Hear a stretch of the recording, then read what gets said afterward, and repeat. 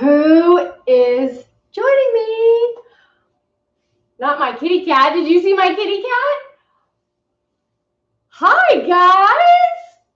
Look at my new pants. Aren't they cute? Woo!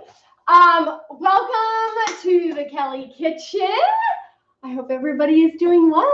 We're going to take a few seconds and let everybody get on tap or see what's going on. We are making my Keto Tuscan chicken. It is a one-pot, great family dinner with spinach and sun-dried tomatoes, and kids love it because you can kind of separate all the stuff out. We're going to do a rice pilaf, but we're going to use cauliflower rice, and I just realized I'm missing an earring, so I don't know where the other one went. I think it flopped out, but there you go.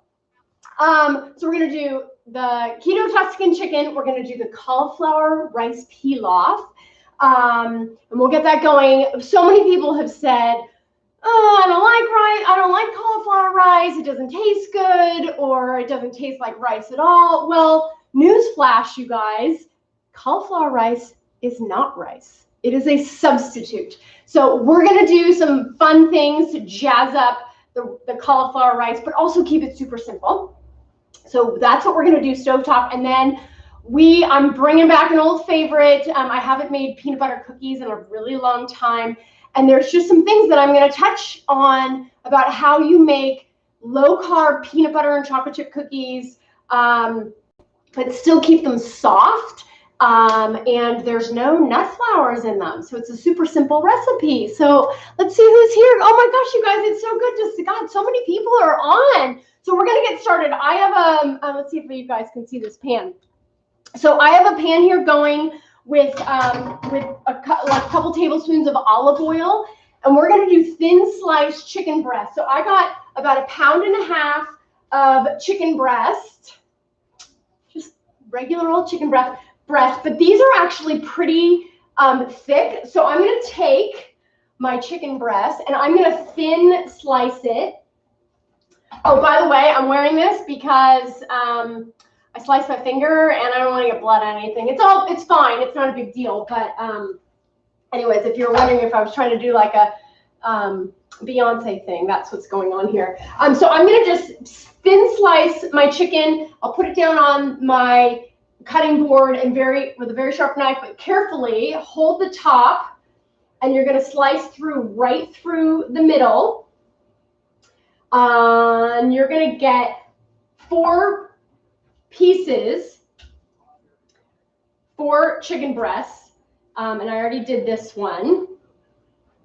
And we're going to season those, salt and pepper, both sides, and get those going. Now you can buy chicken already thin sliced if you want to. I don't think I saw any when I was in the supermarket, so just get the regular ones and give them a slice in half. And we're just doing a little bit of salt and pepper on both sides of your chicken. We're going to pop this into our heated skillet. We've got that nice and warm, and we're going to get that hot so that you have a nice sizzle.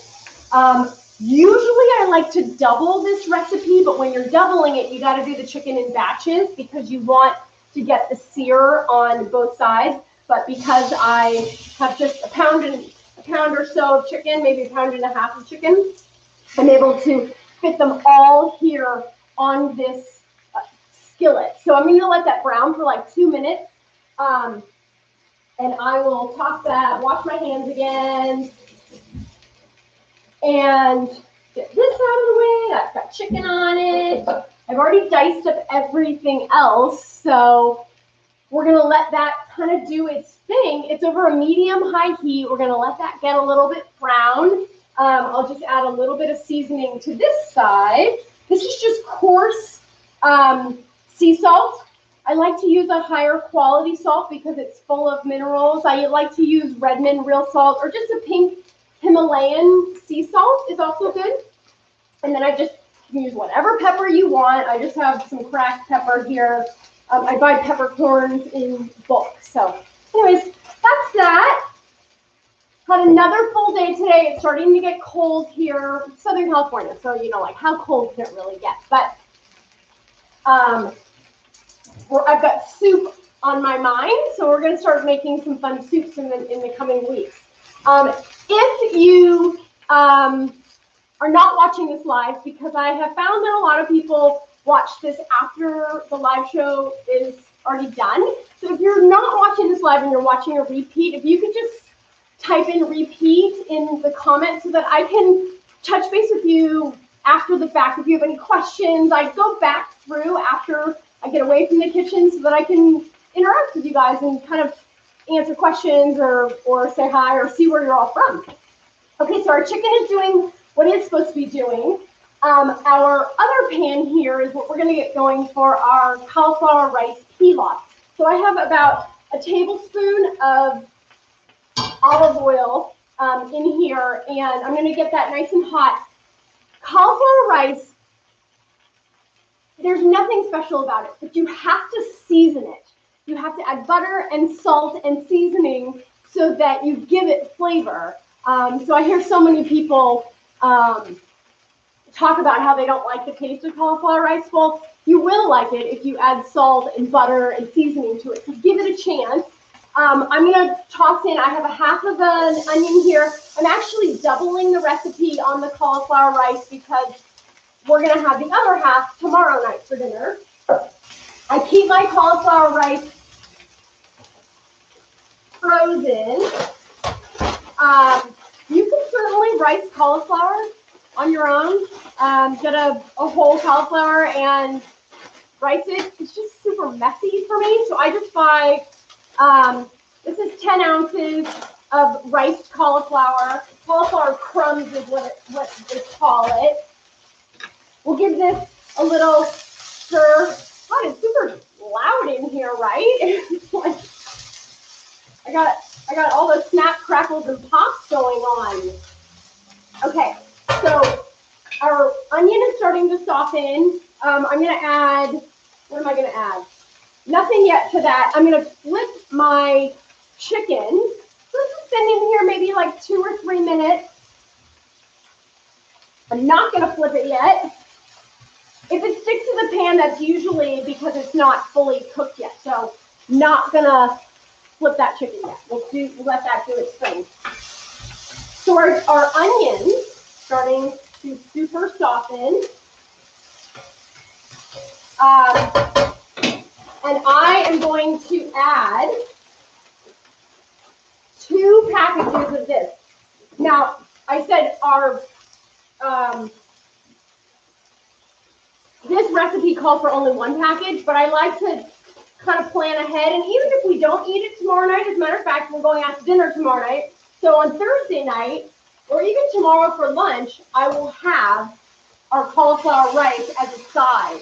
Now, I always use it from frozen when I buy it this way. If you thaw it out, it will get mushy. So I do it from frozen on the skillet top. I'm going to put that right on in there, give it a nice stir.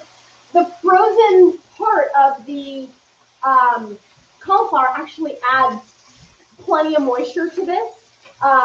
We're going to add a little bit of butter, seasoning, and parsley to sort of top that off. So that is doing its thing. We're going to let those sort of unfreeze. And then let's take a look at our chicken. Oh, my, look at this. Oh, I'm going to get in trouble if I drip any of this. Okay, don't tell Peter I'm doing this. Look at that brown on that. Does that look amazing? Yum. Okay, perfect. And we're just going to give all the chicken a nice turn. And we're going to let it brown. It's not going to be fully cooked when we do the next step. But here's what we're going to do. Once it's browned on both sides, then we're going to make the sauce, and then we're going to put the chicken back into the sauce, and we're going to let it simmer for like 10 minutes. And that's how we're going to cook it through, and it's going to get the flavor of the sun-dried tomatoes and the spinach. Let's see who came to see me. So is this the same if we're using the cauliflower for the mashed potato? So I use a whole cauliflower head when I'm making mashed cauliflower. And my mashed cauliflower, I actually add cream cheese and a little bit of butter to make that have a creamy consistency like potatoes. So our chicken is doing its thing. Our rice, the cauliflower rice is doing its thing. And while those are working their way, I'm going to get started on the peanut butter cookies. You guys, we're going to have dinner ready in like 30 minutes or quicker than that. So I have to say, someone in my house is in a little bit of trouble because I was planning on making peanut butter and chocolate chip cookies for you guys, but someone ate all the chocolate chips.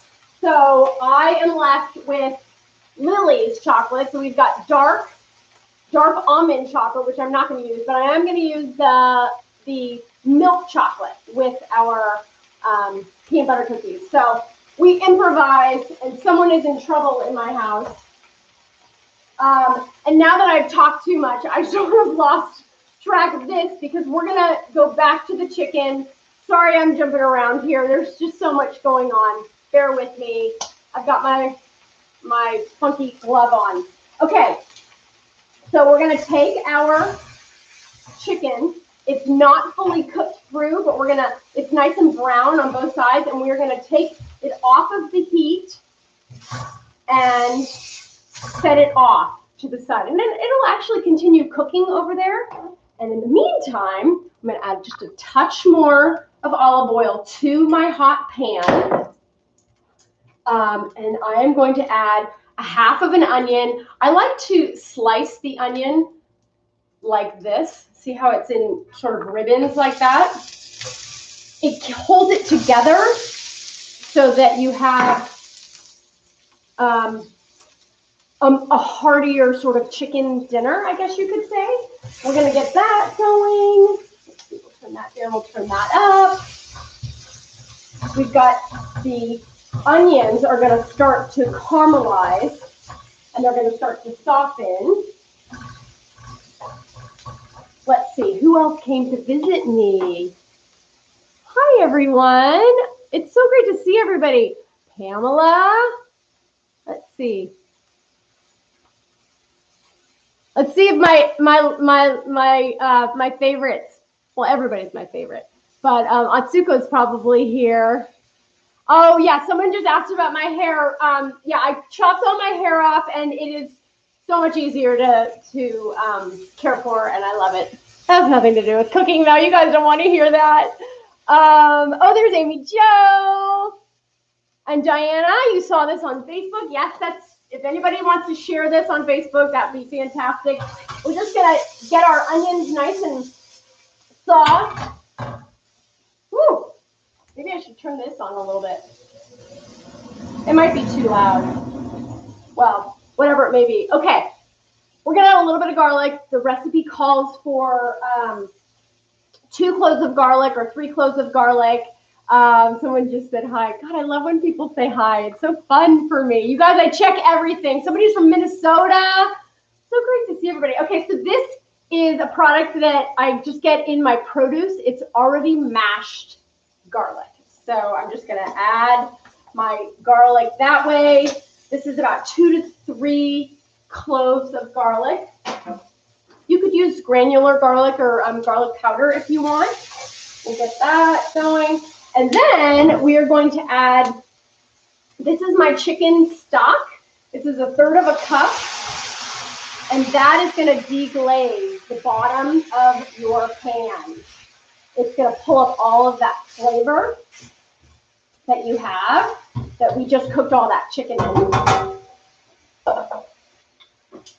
Then, who doesn't have a bag of spinach sitting at the back of their fridge that needs to get used?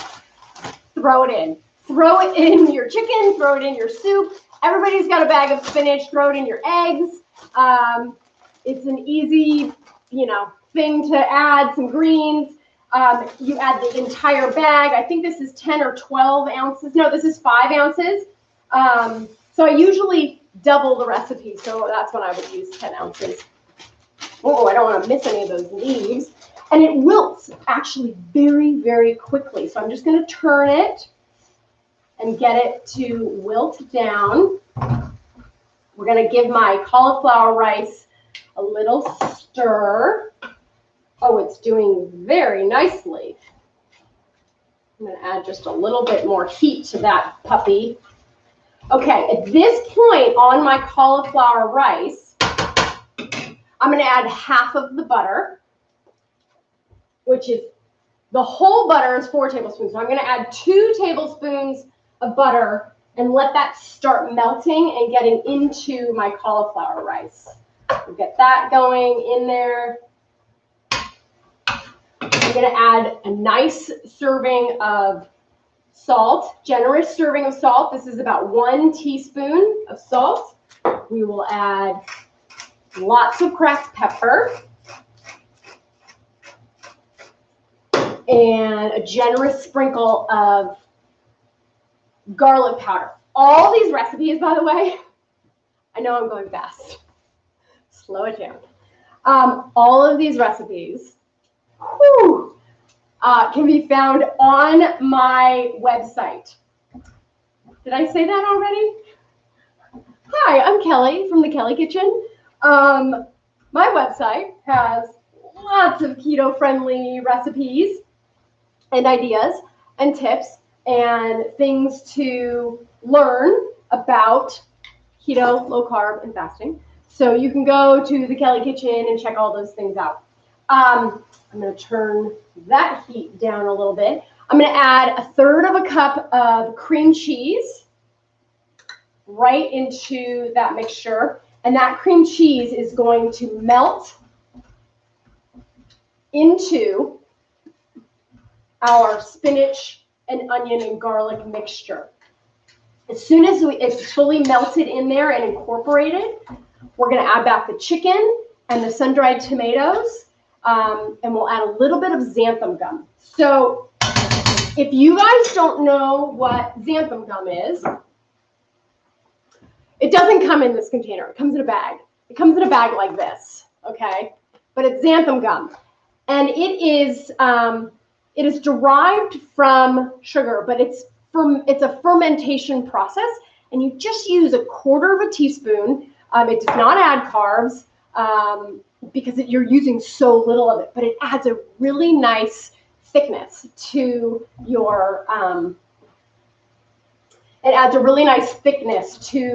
your sauces, because we're not going to use cornstarch or flour to thicken our stuff. So we're just going to add a little bit of xanthan gum. And this is after we get this nice and creamy and sort of mixed up. Let's just, whoa! The butter is now melting. I probably should have separated this a little bit, but I wanted to get dinner going because, quite frankly, this is how I would make it. I would be doing all of this stuff all at the same time, and I want to show you guys that it's easy to be able to whip dinner together we've only been talking for 15 minutes, and dinner is almost ready. These are the sun-dried tomatoes that I use. It's just Trader Joe's. It comes in oil, but I don't want to add oil, so I drained these, and this is about 1/3 cup. You can get just dried sun-dried tomatoes in like a package, but I'm going to add those. That's 1/3 cup. And we'll stir those around into, God, that adds so much beautiful color. And then we're going to add just a little bit of our xanthan gum. Again, this is just a fiber that comes from the fermentation process of, and it's something that was kind of found in the 60s, and they use it in a lot of foods to add thickener, but it's gluten-free. So we're going to just sprinkle it around like a little bit like pixie dust, and then we're going to use a whisk, and we'll just whisk it in there because that's going to add a really nice thickness to our sauce. So we've got that all together. And this is the point where we take our chicken and we nuzzle it back inside the sauces. Do you see how I'm kind of doing this? And I'm going to put the mixture of the spinach and the sun-dried tomatoes right on top of our chicken. And the pan is still going here. And we're going to take all the juices. My friend Atsuko was like, I'd lick that plate clean because it's just delicious. It's raw, but we're not going to do that. But we're going to put that back in there because it's now going to, all those flavors are going to cook together. So we'll just keep that over a low heat and let that simmer for, I don't know, maybe like 10 minutes while we're doing all this other stuff. So now our cauliflower rice has done our butter is melted. I'm not sure if I added garlic powder, but I'm going to add some more because I don't mind if I have a double dose of our garlic powder because it tastes so good. I'm going to add the other half of my butter. Then this is sort of, you can use dried parsley. I love, love, love fresh parsley. So this is a half of a cup, quarter to a half of a cup of chopped fresh parsley. We're just going to mix that all in. As soon as this is all cooked, I will taste it for more seasoning. But if I were making the cookies, dinner would pretty much be done. That was 20 minutes, you guys. 20 minutes. I just got dinner almost fully made. If you have a whole family that you're feeding, you could double this recipe and then make a salad. You can have dinner on the table in half an hour. So fast and not expensive. I swear. I mean, you could probably save a little bit of money if you were to buy like a lesser quality chicken. I don't ever really want to recommend that, but we all have different budgets. We all have different timelines. We all have different size families and whatnot. Now that this is going, I'm going to actually move my rice pilaf to the back. Not sure if you'll be able to see this. I have a cup of all natural, regular peanut butter. This is Laura Scudder's. It is my favorite brand of peanut butter. It's available everywhere. It's fairly inexpensive, and it tastes consistent all the time. Ingredients are clean. So I have a cup of room temperature peanut butter here. Now, if your peanut butter is coming straight out of the fridge, you can put it in the microwave and heat it up because you want it to be runny like this. The sweetener that we're going to use is a blend. So normally we use Lakanto monk fruit sweetener, which is a blend of monk fruit and erythritol.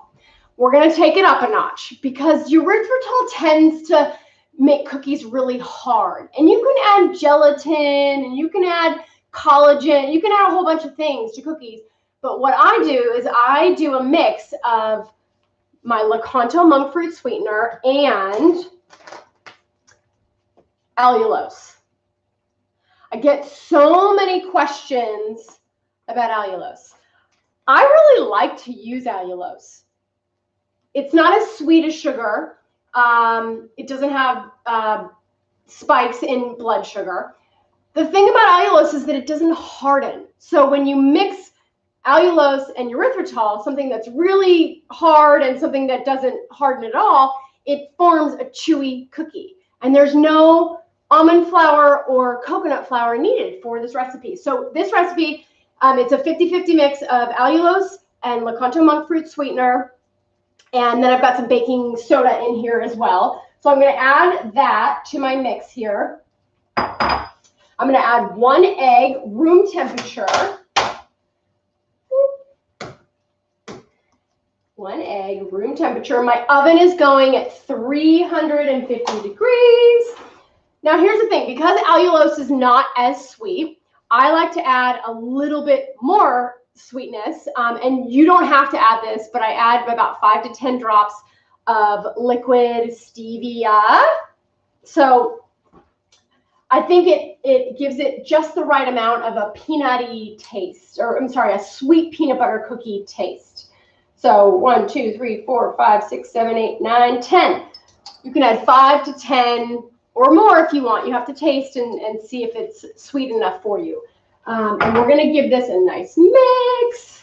Now, because my chocolate chips were eaten by someone, I don't know who, Peter, I'm going to add a few chunks of my Lily's chocolate bar, and I'll just chop that up, and I'm going to show you. This makes a really nice peanut butter dough, okay?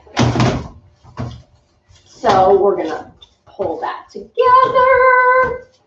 I have some fun things to share with you guys tonight. So check it out. Rosette of Rosette's Mix is in full pumpkin spice swing. So I'm going to show you her pumpkin spice mix and some other fun things.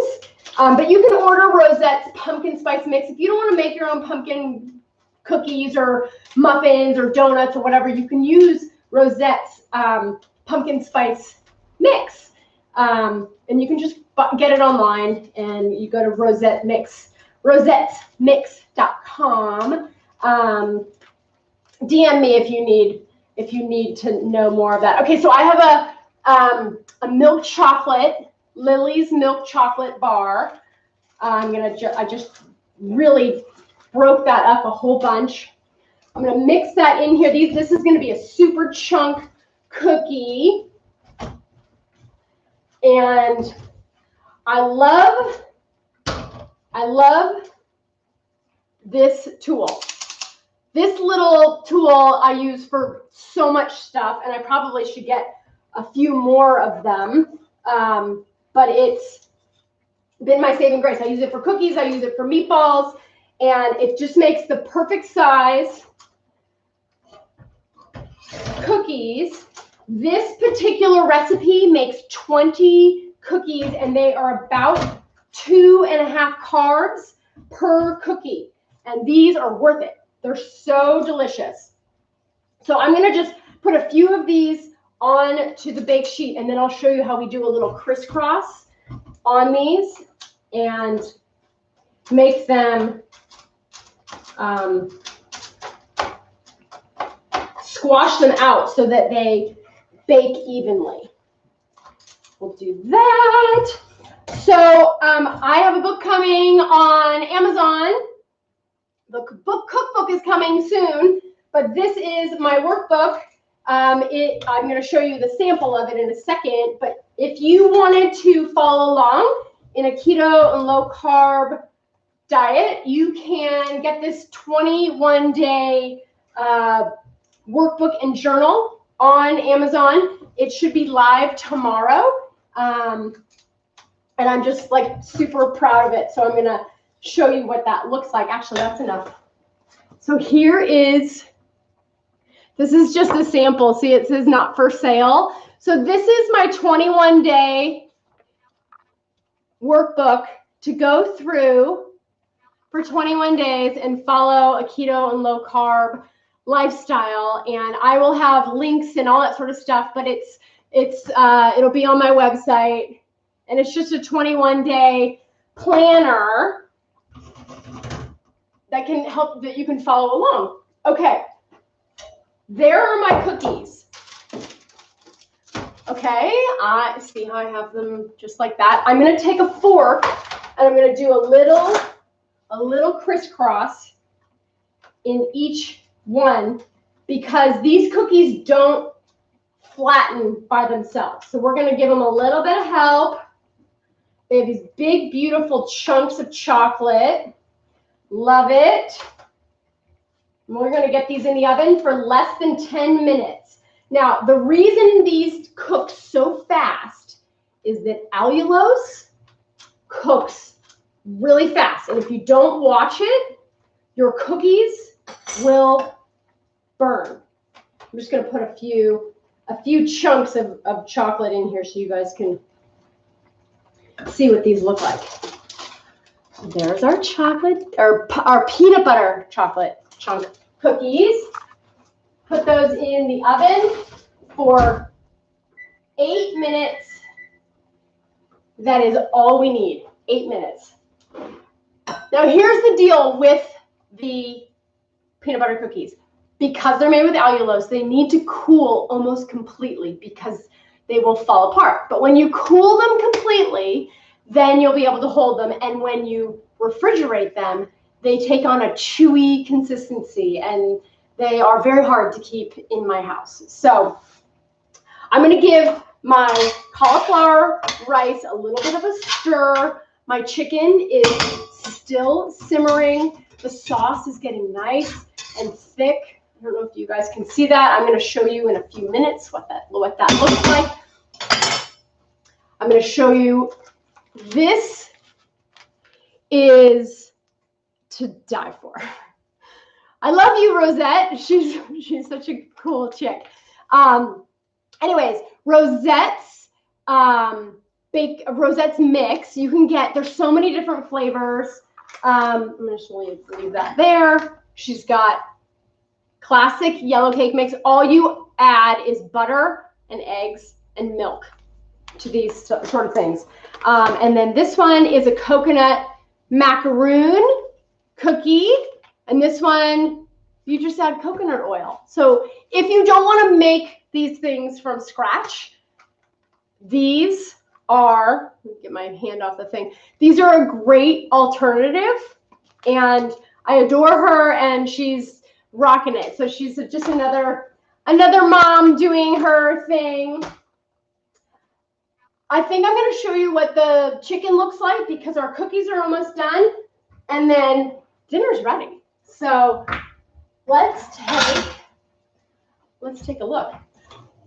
First, let me taste this cauliflower rice and see if it needs any sort of seasoning. And I have a feeling it's going to be really garlicky, which I'm perfectly fine with. Yay, Rosette! I bet that's big. So perfect. Okay, let me taste the sauce in here because I don't think it needs any seasoning, but this is delicious also.